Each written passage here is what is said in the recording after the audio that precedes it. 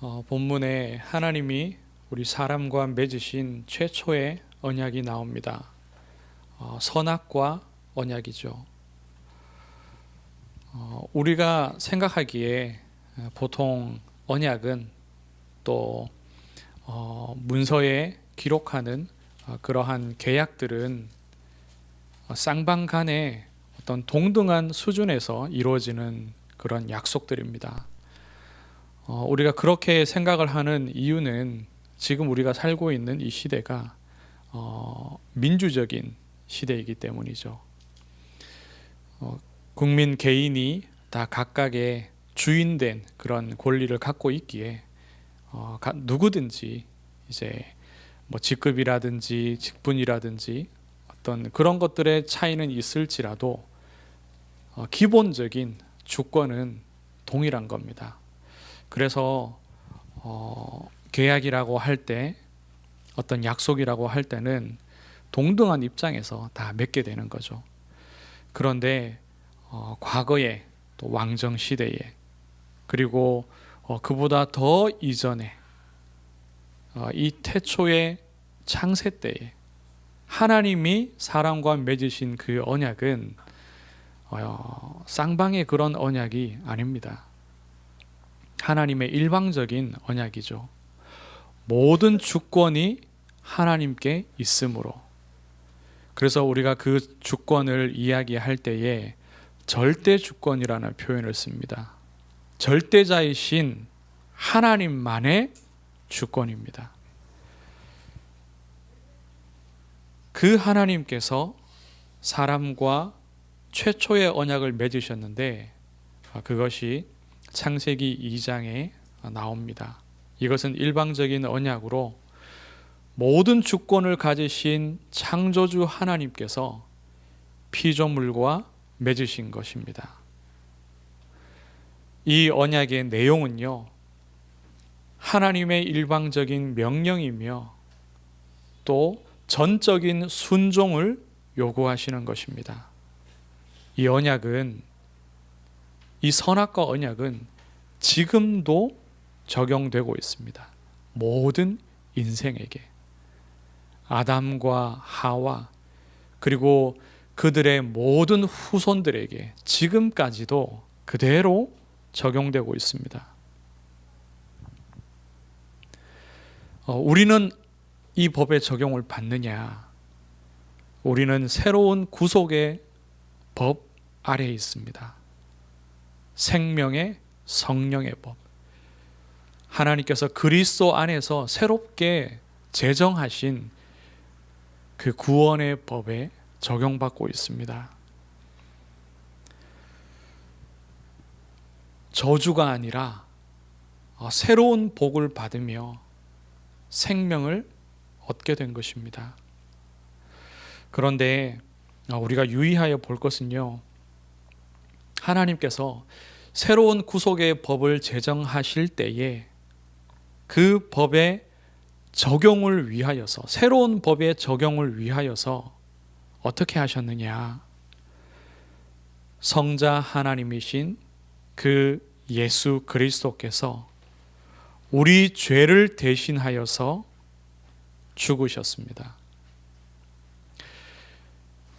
이 선악과 언약의 법에 그대로 적용받아서 저주를 받고 죽으신 겁니다. 선악과 언약의 법에 충족하시기 위하여서 죽으신 거죠. 죄가 없으시지만 우리 죄를 속량하시고 새로운 구속의 법을 제정하시기 위하여서 기존에 있었던 선악과 법에 그 법을 그대로 충족하신 겁니다. 왜냐하면 이것은 하나님께서, 본인께서 제정하신 법이기 때문입니다. 선악과 언약이 곧 법이고 그 법을 하나님께서는 스스로 다 지키셨습니다. 하나님께서는 사실은 그 법에 적용을 받지 않으시죠. 일방적인 언약이기 때문에 우리 사람에게 그것을 명하셨고 거기에 대한 순종을 요구하셨고, 하나님이 지키실 부분은 우리가 불순종하였을 때 우리를 완전히 죽이시는 것, 반드시 죽게 하시는 것이 하나님이 하실 부분입니다. 그런데 하나님께서는 새로운 법을 위하여서 이 선악과 언약의 법에 대하여 자기 아들을 죽게 하심으로 그 법을 다 지키셨습니다. 이것이 하나님의 공의죠. 어떤 주권자도 자기 아들을 죽게 하시면서 그 법의 공의를 지키는 주권자가 없습니다. 세상의 주권자들은 전부 다 자기에게 유익하고 자기에게 해가 되는 것은 이미 만들어 놓은 법이라 할지라도 지키지 않죠. 그런데 하나님께서는 완전한 공의의 하나님이십니다. 이 선악과 언약을 볼 때에 굉장히 일방적인 것 같고 또 균형이 없는 것 같고 사람을 완전히 옭아매는 것처럼 보여질 수도 있습니다. 그런데 이 선악과 언약 안에 담겨있는 하나님의 중요한 메시지들을 우리가 받기를 원합니다. 겉으로 보여지는 것과는 전혀 다른 하나님의 메시지가 이 안에 담겨 있습니다. 그 첫째가 너희는 내가 사랑하는 특별한 존재다. 이 메시지가 선악과 언약 안에 담겨 있습니다. 하나님이 지으신 모든 피조물 중에 감히 하나님의 언약을 받은 존재가 또 있습니까? 하나님이 지으신 그 물질과 또 모든 생물 가운데 수많은 그 것들 가운데 유일하게 사람과 하나님은 언약을 맺으셨습니다. 그것은 하나님의 창조부터 드러나죠.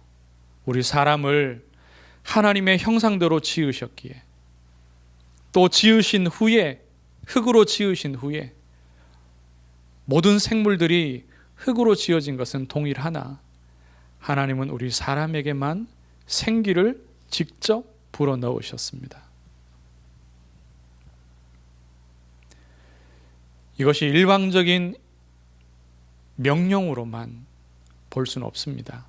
왜냐하면 그 안에 하나님이 조건부의 자유 또한 허락하셨기 때문입니다. 16절에 하나님이 뭐라고 말씀하셨습니까? 여호와 하나님이 그 사람에게 명하여 이르시되 동산 각종 나무의 열매는 내가 임의로 먹되. 하나님은 자유를 주셨습니다. 임의로 네 마음대로 할 수 있는 자유를 주셨죠. 그런데 조건이 있습니다. 동산 중앙에 있는 그 나무의 열매, 선악을 알게 하는 나무의 열매만큼은 먹지 말라. 이것만큼은 지키라. 그 외의 모든 나무의 열매는 자유롭게 먹으라. 하나님이 조건부 자유 또한 허락해 주셨습니다. 하나님의 그 사랑을 성경 다른 곳에서 이렇게 말씀합니다. 요한복음 3장 16절에 하나님이 세상을 이처럼 사랑하사 독생자를 주셨으니 이는 그를 믿는 자마다 멸망하지 않고 영생을 얻게 하려 하심이라. 창세 때에 우리를 지으시며 우리를 특별히 사랑하셨고 우리가 죄인 된 이후에도 하나님은 그 사랑을 여전히 보이셨습니다. 여전히 우리를 특별한 존재로 대해 주셨습니다. 요한복음 15장 9절에 이렇게 말씀합니다. 아버지께서 나를 사랑하신 것 같이 나도 너희를 사랑하였으니 나의 사랑 안에 거하라. 하나님께서 자기 아들을 사랑하셨음을 분명히 밝혀 말씀하고 있습니다. 아무 가치 없는 자를 보내어 우리를 위하여 죽게 하신 것이 아니라 하나님께서 사랑하시는 자기 아들을 우리를 위하여 보내셨습니다. 죄인이 된 우리도 또한 사랑하셨기 때문에 이 사랑은 우리 사람의 머리로 또 마음으로 감정으로 도저히 이해할 수 있는 부분이 아닙니다. 하나님이 얼마나 우리를 사랑하시는지 우리는 사실 헤아릴 수가 없습니다. 에베소서 5장 2절에 이렇게 말씀합니다. 하나님의 사랑과 자기 아들을 보내신 그 희생 또한 함께 말씀하죠. 그리스도께서 너희를 사랑하신 것 같이 너희도 사랑 가운데서 행하라. 그는 우리를 위하여 자신을 버리사 향기로운 제물과 희생 제물로 하나님께 드리셨느니라. 하나님이 우리를 사랑하셨고 하나님의 아들 되신 그리스도께서 우리를 사랑하셨습니다. 이것이 선악과 언약 안에 담겨 있는 하나님의 첫째 메시지입니다. 사랑하셨기에 그 언약을 맺으셨습니다. 둘째로 너희도 나를 사랑하라. 어떻게 우리가 하나님을 사랑합니까? 하나님의 말씀을 지켜 행함으로 그 사랑을 보일 수 있습니다. 하나님께서는 이 언약 안에서 순종을 요구하셨습니다. 명령에 대한 순종을 요구하셨습니다. 그런데 그 순종은 사랑 안에서 나오는 순종입니다. 왜냐하면 하나님께서 우리 인간에게 자유의지를 같이 주셨기 때문입니다. 명령하시지만 택하라는 겁니다. 순종할 것인지 불순종할 것인지 너희의 의지를 따라서 택하라는 겁니다. 무엇을 먹을 것인지 어떤 나무의 열매를 먹을 것인지 너희가 자유롭게 택하라는 겁니다. 선악을 알게 하는 나무의 열매를 먹을 것인지 먹지 않을 것인지도 임의로 택할 수 있도록 하나님이 허락하셨습니다. 그래서 하나님이 우리에게 원하시는 그 사랑은 인격적인 사랑입니다. 종으로서 주인에게 복종하는 그런 사랑이 아니라 자유인으로서, 피조물이지만 자유인으로서 우리를 지으신 그 창조주 하나님께 자유 안에서 순종하는 사랑을 원하신 것입니다. 신명기 6장 5절에서 6절에 이렇게 말씀합니다. 너는 마음을 다하고 뜻을 다하고 힘을 다하여 내 하나님 여호와를 사랑하라. 어떻게 사랑하면 되는지 6절에 말씀합니다.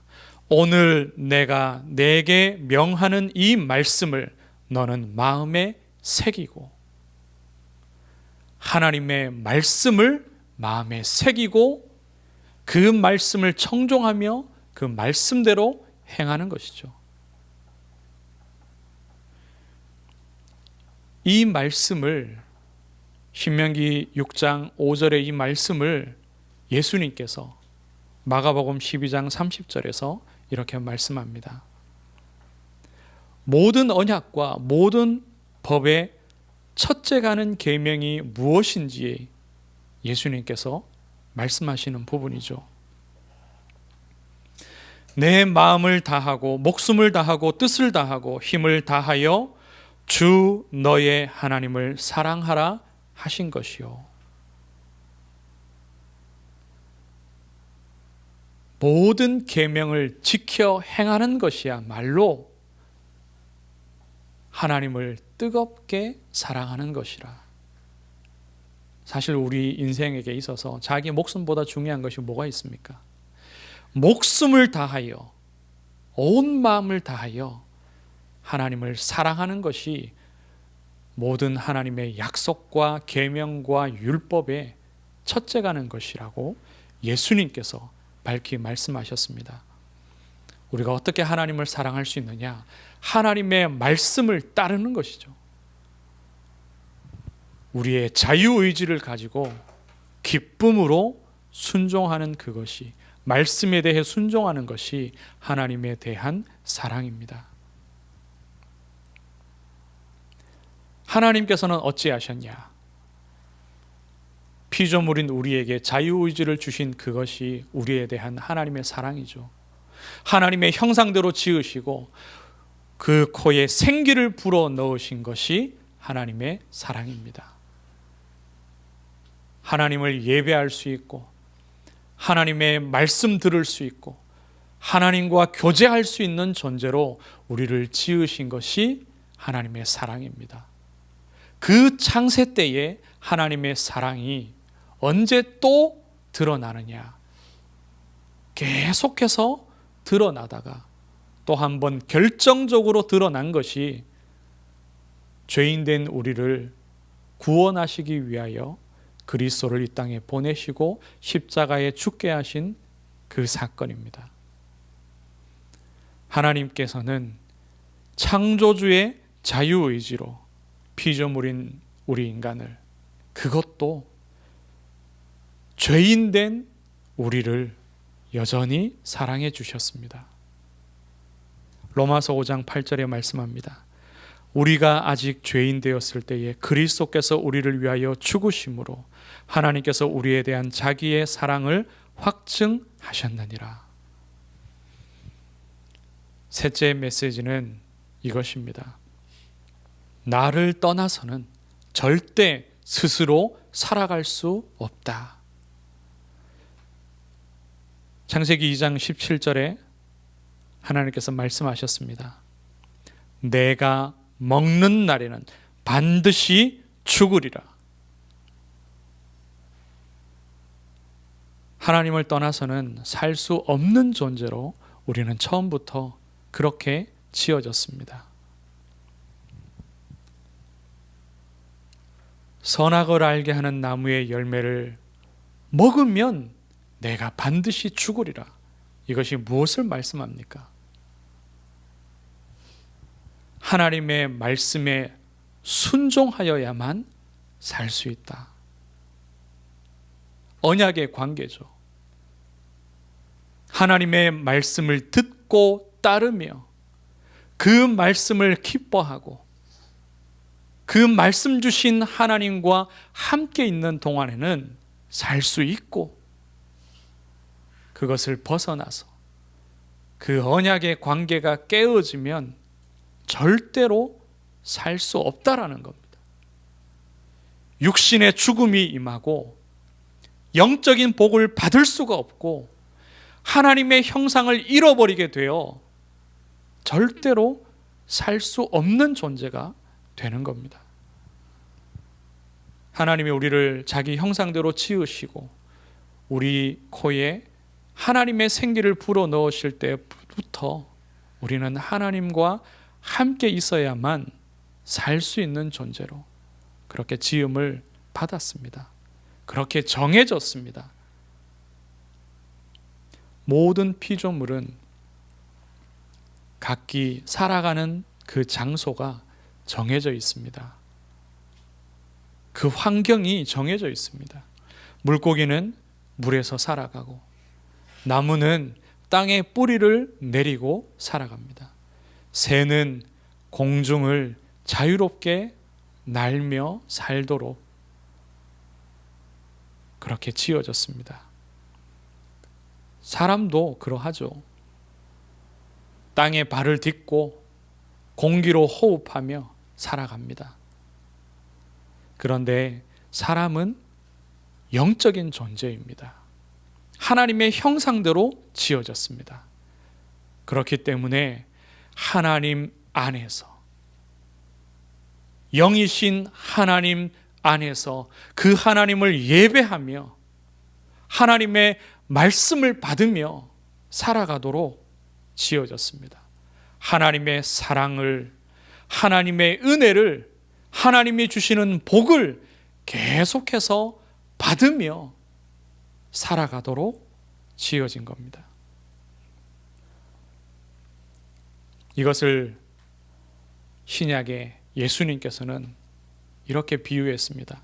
요한복음 15장 5절에 나는 포도나무요 너희는 가지라. 나를 떠나서는 너희가 아무것도 할 수 없다고 말씀했습니다. 말씀을 맺습니다. 하나님이 우리 인생과 맺으신 첫 언약 안에 담겨있는 하나님의 메시지를 통해 정말로 하나님의 그 마음을 헤아리기를 원합니다. 하나님의 은혜로 성령의 역사 속에서 그 마음이 깨달아지고 우리 속에 담겨지기를 원합니다. 하나님은 그 마음을 가지고 창세 때에 이 언약을 맺으셨습니다. 그리고 2000년 전에도 하나님께서는 동일한 그 마음을 가지시고 자기 아들을 이 땅에 보내셔서 십자가에서 죽게 하셨습니다. 지금은 어떠합니까? 하나님께서는 동일한 그 마음을 가지고 저와 여러분을 이 자리에 부르셨습니다. 우리의 수가 비록 적지만 우리 한 사람 한 사람에게 하나님은 똑같은 그 마음을 지금도 가지고 계십니다. 하나님의 그 사랑과 하나님의 그 은혜 안에 거하시며 그 복을 누리시고 예배하시며 하나님의 응답 누리시기를 축복합니다. 그리고 이 메시지가, 이 하나님의 마음이 온 땅의 모든 민족에게 우리를 통하여서 증거되기를 주의 이름으로 축원합니다. 하나님 은혜를 감사합니다. 하나님의 사랑을 감사합니다. 하나님의 약속 안에서 하나님의 이 말씀 안에서 하나님의 그 마음을 헤아릴 수 있도록 성령으로 우리에게 역사하시고 가르치시옵소서. 이 땅을 사는 동안 하나님의 그 사랑과 은혜로 말미암아 정말로 그 사랑에 사로잡혀서 하나님의 말씀에 순종하며 하나님을 기뻐하며 예배하며 누리며 이 생명의 복음을 또한 증거하는 전도자가 되게 하여 주시옵소서. 하나님, 하나님만으로 기뻐하며 하나님만으로 만족하는 우리 인생이 되게 하시고 우리 교회가 되게 하여 주옵소서. 살아계신 예수 그리스도 이름으로 기도드리옵나이다. 아멘.